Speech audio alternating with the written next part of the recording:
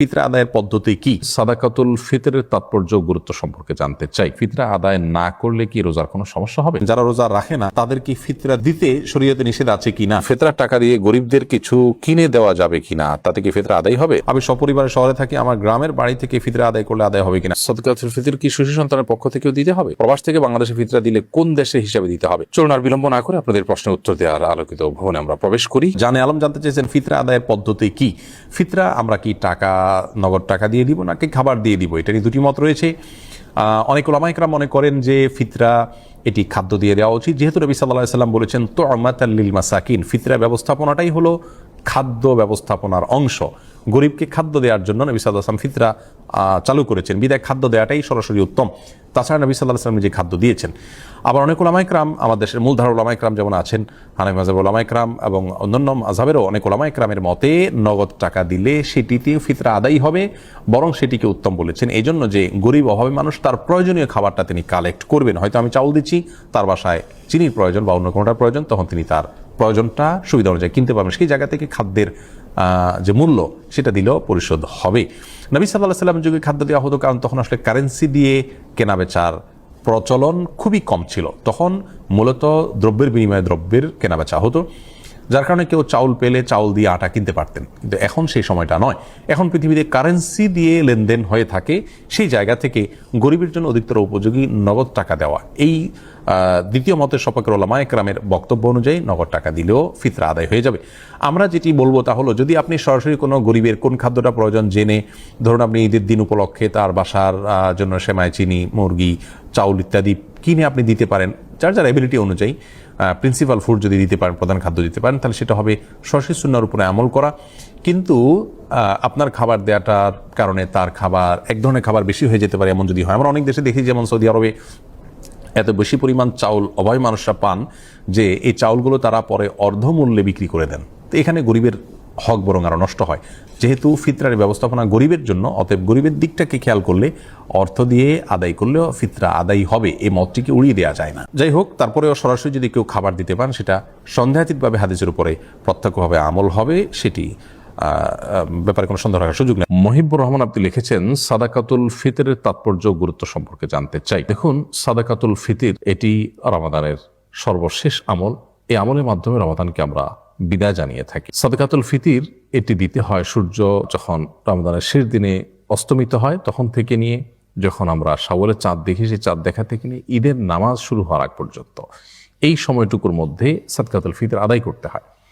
অর্থাৎ রমাদানের শেষ দিনে এবং শাওয়ালের চাঁদ দেখা যাওয়ার পর সন্ধ্যা থেকে নিয়ে সকালে ঈদের নামাজ শুরু আগ পর্যন্ত পুরো সময়টার মধ্যে, যদি এত অল্প সময়ের মধ্যে গরিব অভাবী মানুষের কাছে সাদকাতুল ফিতর পৌঁছানোটা কঠিন হয়, তাহলে সেক্ষেত্রে দু একদিন আগেও সেটি দেওয়া যেতে পারে। সাদকাতুল ফিতর এর তাৎপর্য কি? তাৎপর্য হলো যে আল্লাহ রাব্বুল আলামিন গোটা পৃথিবীর সমস্ত মানুষগুলো, বিশেষ করে অভাবী মানুষগুলো, তারাও যেন খাবার পান, তাদের যেন খাদ্যের ব্যবস্থা থাকে, অন্তত ঈদের দিনে যেন খাদ্যের জন্য কারো কষ্ট করতে না হয়। সেজন্য ইসলামের এই খাদ্য বিতরণ কর্মসূচির অংশ হিসাবে সাদকাতুল ফিতর আমাদেরকে দেওয়া হয়েছে।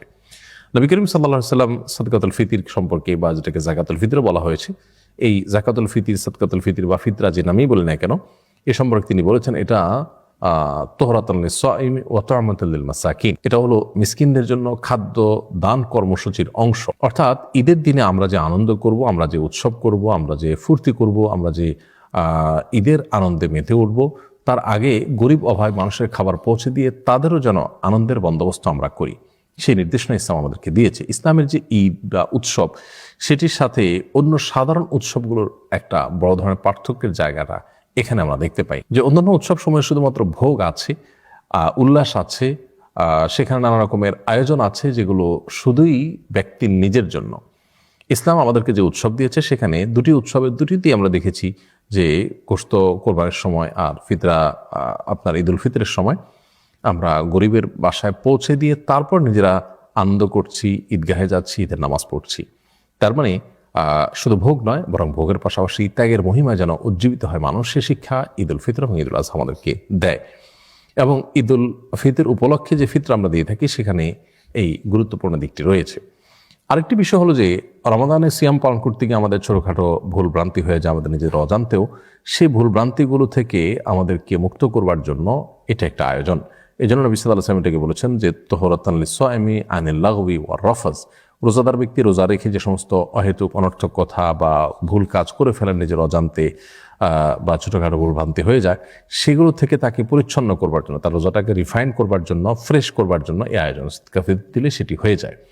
তো এই জন্য একদিকে নিজের রোজাকে পরিচ্ছন্ন করবার জন্য, দ্বিতীয়ত অভাবী মানুষদের খাদ্য দানের জন্য কিন্তু ফিতরার এই ব্যবস্থাপনা ইসলাম রেখেছে এবং এটি ওয়াজিব করেছে, আবশ্যক করেছে। সো এটি আমাদের প্রত্যেকেরই আদায় করা কর্তব্য। এবং যখন আমরা কেউ সমর্থবান হব, যাকাত দেওয়ার মতো সম্পদের মালিক হব, তখন নিজেদের তরফ থেকে বটে, নিজের পরিবারের সমস্ত সদস্য, এমনকি নাবালিগ ছোট বাচ্চা থাকলে তারা, আমাদের অধীনস্থ যারা থাকে, আমাদের একান্নভুক্ত যারা, তাদের সবার তরফ থেকে পরিবারের কর্তা ব্যক্তির ফিতরা আদায় করা আবশ্যক।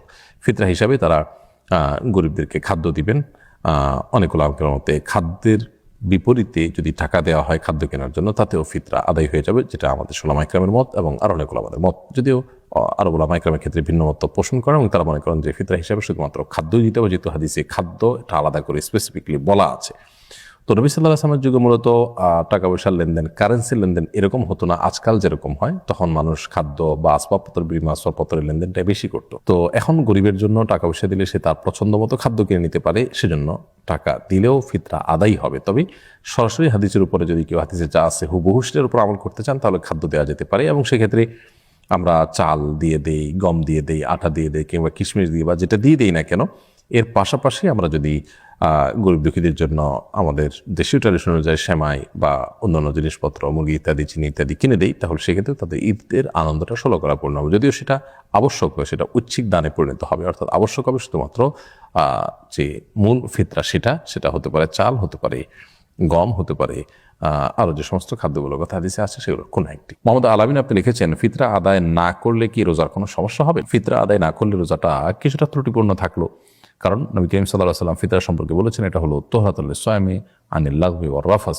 রোজাদার ব্যক্তির রোজাকে অনর্থক অহেতুক কথা, কাজ যেগুলো করে ফেলেছেন রোজা রেখে তিনি, এবং ছোটখাটো গুনাহ যেগুলো হয়ে গেছে, সেগুলো থেকে তার রোজাকে ফ্রেশ করার জন্য, পরিচ্ছন্ন করবার জন্য ফিতরার এই নির্দেশনা বা আয়োজন ইসলাম দিয়েছে। সো সেটা আমাদেরকে মাথা রাখতে হবে। এই জন্য ফিতরা আদায় না করলে রোজার মধ্যে কিছুটা ত্রুটি থাকলো। তবে হ্যাঁ, যার সামর্থ্য নাই তার জন্য ফিতরা দেওয়া তো আবশ্যক নয়, বিধায় তার জন্য এটা ত্রুটির কারণ হবে না ইনশাআল্লাহ তার রোজার জন্য। মফিদুল মাস্টার জানতে চেয়েছেন, যারা রোজা রাখে না তাদের কি ফিতরা দিতে শরীয়তে নিষেধ আছে কি না? না, যদি কেউ মুসলমান কিন্তু রোজা রাখেন না অসুস্থতার কারণে কিংবা অবহেলার কারণে, ফিতরা বা জাকাতুল ফিতর তাদেরকে দেওয়া যাবে না এমন কোনো কথা নেই। তারা পাপিষ্ঠ মুসলমান, তাদেরকে ফিতরা দিয়ে যদি বরং একটু নসিহত করা যায়, একটু বোঝানো যায়, রোজার গুরুত্ব বোঝানো যায়, তো বরং সেটি আরও উত্তম হতে পারে। তৃতীয় হাওলাতে জানতে চেয়েছেন, আমি সপরিবারে শহরে থাকি, আমার গ্রামের বাড়ি থেকে ফিতরা আদায় করলে আদায় হবে কিনা? আদায় হয়ে যাবে। যে কোনো জায়গা থেকে আর্থিক ইবাদত করতে বা যে ইবাদতগুলো অর্থ সংশ্লিষ্ট, সেগুলো আপনি কোত্থেকে করবেন, কোথায় করবেন সেটি মূল বিষয় না। তবে আপনি যেখানে আছেন সেখানে যদি গরিব অভাবী থাকে সেখানে দেওয়া উত্তম, না হলে অন্য জায়গায় অভাবী থাকলে সেখানে দিলেও আদায় হবে, কোনো অসুবিধা নেই। প্রবাস থেকে বাংলাদেশে ফিতরা দিলে কোন দেশে হিসাবে দিতে হবে? আপনি প্রবাস থেকে যদি বাংলাদেশে ফিতরা দেন, তাহলে আপনার প্রবাসে যে দেশে আপনি আছেন সে দেশে আপনার ফিতরার সমপরিমাণ চাল যেটা আপনি দিতেন, সেটা বাংলাদেশে কিনে আপনি ওইটা দিয়ে দিবেন। অর্থাৎ ধরুন আপনার ওখানে ফিতরা সমপরিমাণ চাল কিনতে যে পরিমাণ টাকার প্রয়োজন হয়, বাংলাদেশে সেই টাকা দিয়ে আরো অনেক বেশি চাল পাওয়া যাবে, তাহলে সেই টাকাটা আপনি দিবেন। তাছাড়া ফিতরা বাড়িয়ে দিলে কোনো অসুবিধা নেই। যদিও এর ভিন্ন মতো আছে যে বাংলাদেশে আপনি যখন ফিতরা দিবেন, তখন বাংলাদেশের হোক আর পৃথিবীর যেখানে হোক, আপনি এখানকার ফিতরার যে সমপরিমাণ খাদ্য, সেই পরিমাণ খাদ্য দিলে আদায় হয়ে যাবে। তারপরেও সতর্কতার জন্য আপনি যেখানে আছেন সেখানকার যে খাদ্য আপনি দিতেন সেটার যে মূল্যমান, সেটা মূল্যমান দিয়ে বাংলাদেশে খাদ্য কিনে দিলেন বা বাংলাদেশে গরিবকে আদায় করলেন, যার পরিমাণ অনেক বেশি হতে পারে। এরপরে প্রশ্ন হলো, সাদকাতুল ফিতর বা শিশু সন্তানের পক্ষ থেকেও, সাদকাতুল ফিতর কি শিশু সন্তানের পক্ষ থেকেও দিতে হবে? উত্তর হলো হ্যাঁ, সাদকাতুল ফিতর শিশু সন্তানের পক্ষ থেকেও দিতে হবে। এবং আপনার পরিবারের সদস্য দুগ্ধপোষ্য শিশু যদি হয়, তার তরফ থেকে আপনি সাদকা ফিতর দিবেন। যদিও সে রমাদান ও সিয়াম পালন করছে না, কিন্তু তার পক্ষ থেকে সাদকা ফিতর আপনি পরিবারের কর্তা হিসাবে আদায় করবেন, এবং আপনি যা আদায় করবেন শিশু সন্তানের পক্ষ থেকেও তাই আদায় করবেন। তবে শিশুর যদি নিজস্ব সম্পদ থাকে সেখান থেকে আপনি সাদকা ফিতর আদায় করতে পারবেন। এরপর খাদিজা ইসলাম আপনি লিখেছেন, ফিতরার টাকা দিয়ে গরিবদের কিছু কিনে দেওয়া যাবে কিনা, তাতে কি ফিতরা আদায় হবে? ফিতরার টাকা দিয়ে গরিব এবং অভাবী মানুষদেরকে আপনি যদি অন্য কিছু কিনে দেন, সেটা উচিত কর্ম নয়, সেটাতে ফিতরা আদায় হওয়ার সম্ভাবনা খুবই ক্ষীণ। বরং আপনি তাদেরকে খাদ্য দিবেন অথবা টাকা দিবেন খাদ্য কেনার জন্য, তাতেও আপনার ফিতরা আদায় হয়ে যাবে। যদি অনেক উলামায়ে কেরাম সেটিকেও নিষেধ করেছেন।